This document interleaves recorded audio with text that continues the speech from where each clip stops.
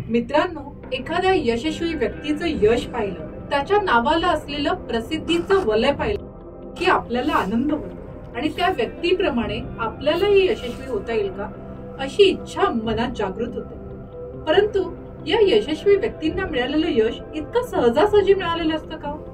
नाही, यश हे सहजासहजी मिळत नाही। म्हणतात ना, success has no shortcut, it's a long journey.